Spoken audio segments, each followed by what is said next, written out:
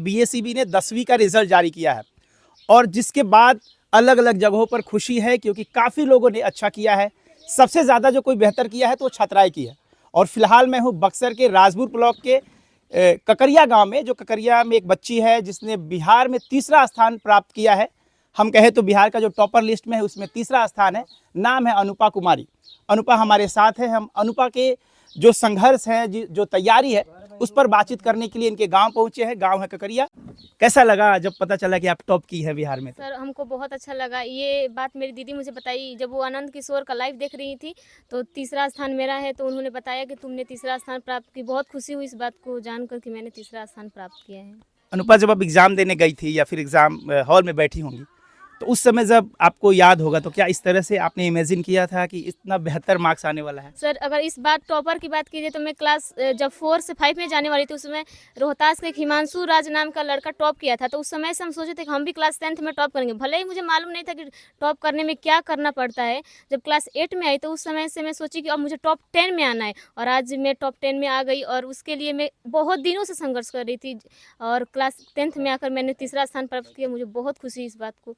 इसमें मैंने बहुत संघर्ष किया है। इसके लिए मुझे बहुत पढ़ना पड़ा है। मेरे फैमिली के सपोर्ट, मेरे टीचर का सपोर्ट, और मैंने ऑनलाइन से भी बहुत सपोर्ट लिया। अभी हम जब आपके गांव की तरफ आ रहे थे तो हमने देखा कि सड़क भी ठीक ठाक नहीं है, पगडंडी है, और आपका घर भी हम लोग देख रहे हैं। देखने से भी लग रहा है कि बहुत संपन्न परिवार से आप तो नहीं रही होंगी। तो कितना कुछ दिक्कत हुआ तैयारी करने में और किस तरह से किन किन लोगों ने सहायता की? सर इसमें तो फर्स्ट ऑफ ऑल मेरे पेरेंट्स, मेरे माता पिता और मेरे दादाजी और मेरी बहन का बहुत योगदान है। और मैंने ऑनलाइन में भी क्लासेस की और ऑफलाइन के लिए भी मैं गई थी, जिससे मेरा संस्कृत अच्छा हुआ ऑफलाइन में, और बहुत से अच्छे सब्जेक्ट हुए। और मैंने मतलब ज़्यादा दूर जाने की वजह से मेरी तबीयत ख़राब हो जाती थी, इसलिए मैंने ऑनलाइन का भी सहारा लिया कि अगर मेरा क्लासेस छूट जाए तो मेरा टॉप करने में कोई बाधा ना पहुँचे। इसलिए मैंने ऑनलाइन क्लासेज भी ली थी टारगेट वुड प्रिंस सर से। बहुत अच्छा वहाँ से हुआ और मैंने आज टॉप किया है। बहुत खुशी। और स्कूल के टीचर्स का भी बहुत सपोर्ट था। उन्होंने पहले से ही बोला कि तुम टॉप करोगी, और मुझे बहुत खुशी हुई कि उन्होंने मुझ पर इतना विश्वास जताया। थैंक यू सो मच सारे मेरे स्कूल के टीचर और ट्यूशन के और ऑफलाइन ऑनलाइन के टीचर। ये जो हम लोग आ रहे हैं तो देख रहे हैं एकदम जो असली गांव होता है, जो देहात होता है, आप उस परिवेश से हैं। आसपास हम लोग खेत देख रहे हैं। जो माहौल है गांव का, कैसा माहौल रहा? घर का माहौल कैसा रहा? सर घर का माहौल हम लोग सबसे अलग सोच, अगर हम टॉपर हैं तो सबसे अलग सोचना पड़ता है। अगर सोशल मीडिया से आप जुड़िएगा तो इसका मतलब ये नहीं है कि आप बिगड़ ही जाइएगा।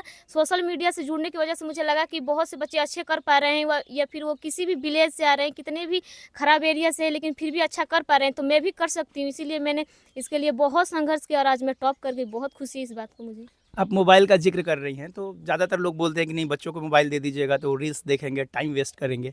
आपने इसको कैसे मैनेज किया कि आप मतलब कंटेंट देखें जो यूज़फुल हो, बाकी चीज़ों को ना देखें? हाँ सर, मेरे मोबाइल में ना ही कोई इंस्टाग्राम ना ही कोई फेसबुक डाउनलोड है, सिर्फ यूट्यूब है, और जो मैं जिस ऐप से पढ़ती थी उस ऐप है। और रील्स की बात है तो मैं इस पर बिल्कुल कम ध्यान देती, क्योंकि अगर मैं डिस्ट्रैक्ट हो जाऊंगी तो आज मैं यहाँ नहीं पहुँच पाती। और बार बार मैं खुद को मोटिवेट रखती थी, मोटिवेशन वीडियो भी देखती थी, और मोटिवेट होकर आज बहुत खुशी हुई, आज यहाँ पर पहुँच गई मैं। अनुपा को क्या करना है लाइफ में? सर आगे मैं 11th 12th में जेई की प्रिपरेशन करूँगी और एक अच्छा इंजीनियर बनने की कोशिश करूँगी। फैमिली बैकग्राउंड क्या रहा है आपका? मम्मी क्या है करती हैं, पापा क्या हैं? सर मेरे पापा किसान हैं और मेरी मम्मी गृहिणी है। उनका बहुत सपोर्ट रहा है। भले ही हम लोग संपन्न परिवार से नहीं है, लेकिन कंटेंट की कमी वो नहीं होने देते थे, और हर बार पूछते थे तुम्हें किस चीज़ की ज़रूरत है, तो हम बोलते थे हम ये पूरा कंटेंट ला के हमारे पास।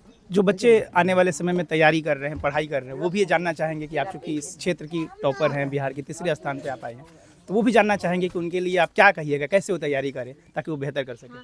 सर किसी भी बच्चों को पढ़ने के लिए फर्स्ट ऑफ ऑल मेरे हिसाब से डिसिप्लिन ज़्यादा इम्पोर्टेंट है। अगर डिसिप्लिन रहेगा तो ही आप अपने टाइम से स्कूल जाइएगा, होमवर्क कंप्लीट कीजिएगा, और अच्छे से पढ़िएगा। बिना डिसिप्लिन के कोई टॉप नहीं कर सकता, और मैं हमेशा डिसिप्लिन में रही हूँ तो ही मैं आज यहाँ पर आ पाई हूँ। तो मेरे लिए तो डिसिप्लिन को समझ कर आप चलिएगा तो बहुत अच्छा है। अपने डेली क्लासेस कीजिए, रिवाइज कीजिए।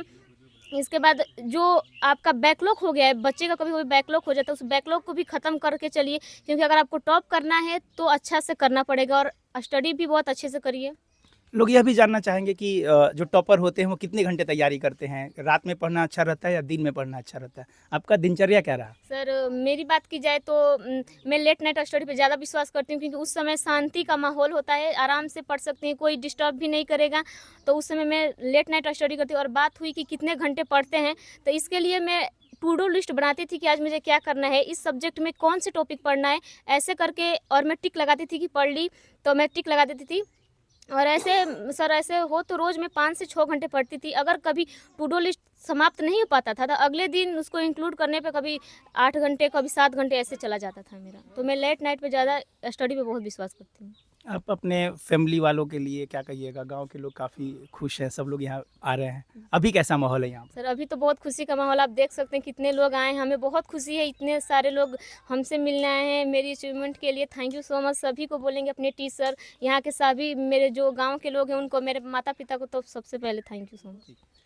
तो ये अनुपा है, इनके गांव में अभी लगातार लोग आ रहे हैं, चूँकि ये बक्सर हेडक्वार्टर से करीब 25 किलोमीटर की दूरी पर इनका गांव है। तो लोग धीरे-धीरे शहर से भी यहाँ पहुँच रहे हैं। इनके विद्यालय के जो लोग हैं, इनके प्रिंसिपल हैं, वो टीचर हैं, वो धीरे-धीरे यहाँ आ रहे हैं। और गाँव के जो भी लोग हैं जो इस माहौल में यहाँ पहुँचे हैं, सभी बुके लेकर के आ रहे हैं, मिठाई लेकर के आ रहे हैं और अनुपा को खिला रहे हैं। गाँव वालों की खुशी है कि इनके गाँव के आसपास लोग इकट्ठा हो रहे हैं, लोग आ रहे हैं और अनुपा की वजह से इस गाँव ककरिया का भी नाम रोशन हो रहा है, बक्सर का भी नाम रोशन हो रहा है। बक्सर से मैं विमल कुमार।